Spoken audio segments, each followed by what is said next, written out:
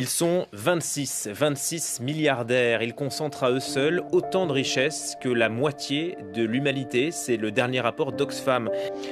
Une poignée de milliardaires plus riches que 60% de la population mondiale. C'est ce qu'a révélé récemment l'Oxfam. L'Oxfam, c'est une association qui justement s'intéresse aux inégalités. Et l'Oxfam a relevé la chose suivante. 2153 milliardaires du globe détiennent désormais plus d'argent que 60% de la population mondiale, c'est-à-dire 4,6 milliards de personnes. Donc vous imaginez, tu as d'un côté 2000 personnes qui ont plus d'argent que 4,6 milliards de personnes. Notre économie est brisée. C'est le message accablant qui introduit le nouveau rapport Oxfam. Le fossé entre les plus riches et les plus pauvres est vertigineux. Depuis Davos, l'organisation tire une nouvelle fois la sonnette d'alarme. Les personnes les plus riches, les personnes les plus puissantes et les dirigeants politiques dans le monde doivent agir. Ils sont le problème et nous voulons qu'ils soient la solution pour mettre fin à ces inégalités extrêmes qui s'accroissent et qui nuisent et ralentissent nos économies. Alors bien évidemment, c'est injuste, c'est un scandale, ce n'est pas une bonne chose, je suis totalement d'accord. Autre point important, c'est que 1% de la planète détient plus de 2 fois la richesse de 90% de la population. C'est-à-dire 6,9 milliards de personnes. On n'avait jamais vu ces inégalités auparavant. C'est du jamais vu dans l'histoire économique. Alors oui, il y avait des inégalités auparavant, c'était même pire, parce qu'il y avait l'esclavage, il y avait des gens qui n'avaient aucun droit, il y avait des gens qui étaient les maîtres et il y avait les esclaves ou les serviteurs ou ce que vous voulez. Et donc la situation a beaucoup évolué, mais toujours est-il que les inégalités sont toujours là. Il y a 7 milliardaires qui possèdent plus que 30% des plus pauvres. Et en France, on note une hausse des inégalités, avec 400 000 personnes qui ont basculé sous le seuil de pauvreté. Il y a désormais 9,8 millions de pauvres en France, c'est-à-dire 14,7% de la population. Selon le rapport, entre 2017 et 2018, un nouveau milliardaire est apparu tous les 2 jours. 26 personnes se répartissent aujourd'hui autant de richesses que la moitié la plus pauvre de l'humanité. Selon Oxfam, le nombre de milliardaires a doublé depuis la crise financière de 2008. Les plus riches bénéficient non seulement d'une fortune en pleine expansion, mais aussi de niveaux d'imposition les moins élevés depuis des décennies. Jeff Bezos, le patron d'Amazon, est l'homme le plus riche du monde. Sa richesse accumulée l'an dernier a atteint 112 milliards de dollars. 1% de sa fortune correspond au budget santé de l'Éthiopie. Donc, maintenant, il y a 2 manières de voir les choses. Comment on va faire face à ça, les inégalités? La première approche, c'est macro. Macro, ça veut dire quoi? C'est global. On fait partie d'un groupe, le groupe des gens qui sont désespérés, le groupe des gens qui en ont marre, le groupe des gens qui se disent moi je veux plus de ce système, je n'accepte plus ce système. C'est-à-dire on fait partie de la majorité, moi j'en faisais partie pendant pas mal de temps. Et donc il y a plusieurs manières de faire, de procéder. Première manière, c'est de manifester. Tu sors dans la rue, tu fais la grève, tu participes avec les gilets jaunes à des manifestations, etc. Tu te fais entendre. Deuxième manière de résister, c'est le vote. Tu votes pour finalement un homme politique ou une femme politique qui va dans ton sens et qui, selon toi, va changer la donne. Ça explique pourquoi aujourd'hui l'extrême droite et l'extrême gauche est en train de monter. D'accord? Parce que les gens pensent que l'extrême droite ou l'extrême gauche a la solution. Et enfin, dernier point, on prie et on espère et on se dit j'espère que l'État, il va me sauver. Et on compte également sur un sursaut populaire ou une prise de conscience mondiale. On se dit, oui, mais à un certain moment, l'humanité va comprendre que ce n'est pas bien ce qui se passe. Et moi, j'ai envie de vous dire, et voilà, vous me connaissez, mais ceux qui sont dans cette optique sont bien naïfs. Les manifestations, j'en ai vu des tonnes. Les gens qui font grève, j'en ai vu des tonnes. Les gens qui se plaignent, j'en ai vu des tonnes. Les gens qui ont voté et qui ont été déçus, j'en ai vu des tonnes. Et donc, Oui, bien sûr, c'est bien de voter, c'est bien de manifester, c'est bien de revendiquer, tout ça c'est bien. Mais ça ne va pas apporter des changements durables, des changements de long terme, ou du moins des petits changements qui vont peut-être vous faire plaisir, mais ça ne va pas changer votre vie. Et donc, les gens, voilà, ils vont voter, il y aura des votes de défiance, il y aura des manifestations, on en a actuellement. On en a eu dans des pays arabes, le printemps arabe, on a changé des gouvernements, on s'est dit ça va changer la donne, tout le monde était super content. Et franchement, on a vu que ça n'avait pas changé grand-chose. Et encore une fois, on repose sur l'État, sur des hommes politiques, sur des instances pour changer sa vie. Et ce que beaucoup de gens ne savent pas, c'est qu'on pense que l'État a le pouvoir aujourd'hui. Je suis désolé de vous décevoir, l'État n'a pas beaucoup de pouvoir aujourd'hui. L'État est surendetté, par exemple en France, la dette publique dépasse les 100%.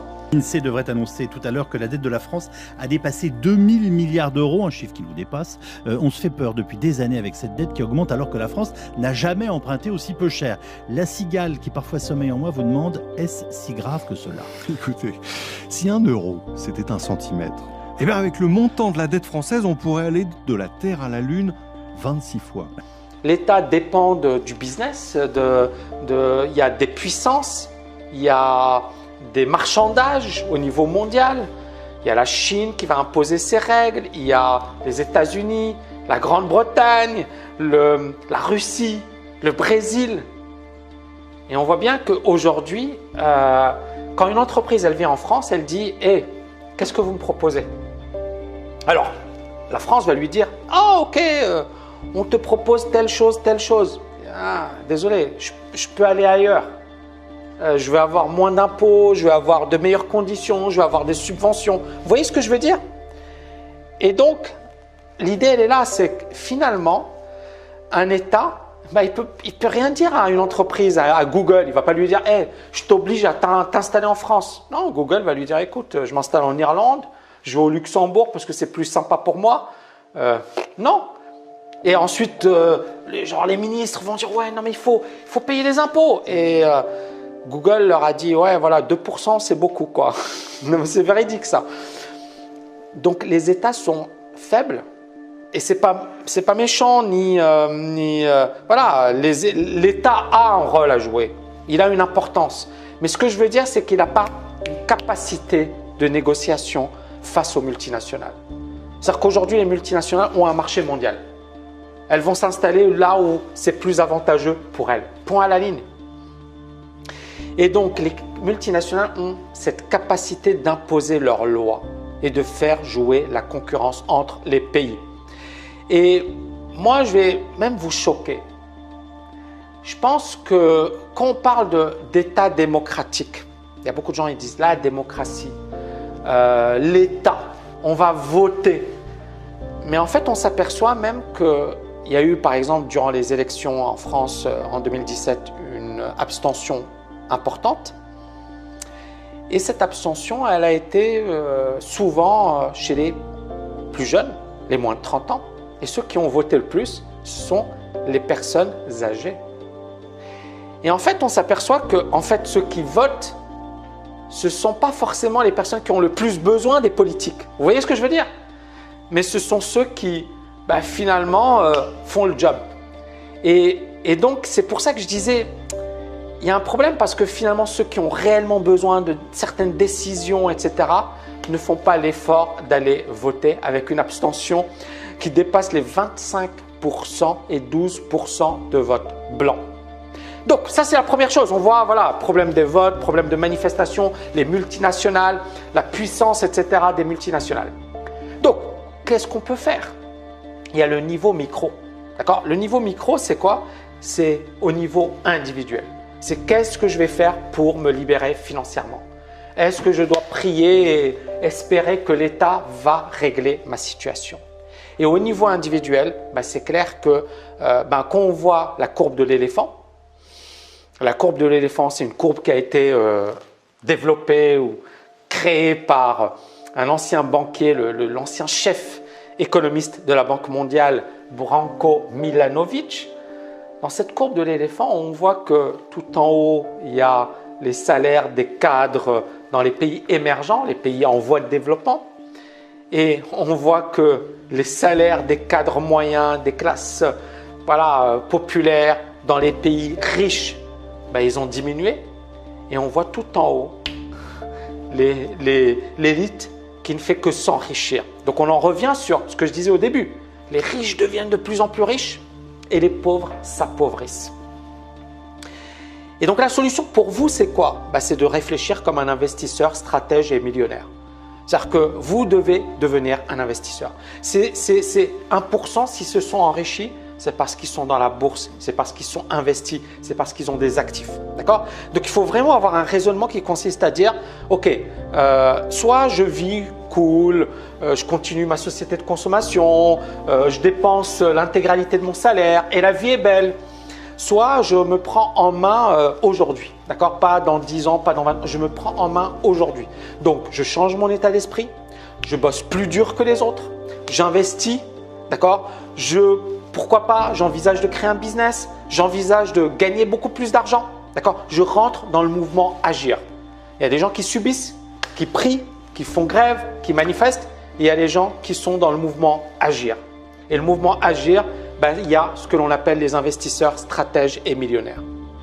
Et c'est pour moi la seule solution plausible. Je ne dis pas que manifester ce n'est pas bien, que faire grève ce n'est pas bien, que voter ce n'est pas bien. Je dis juste que ce n'est pas suffisant.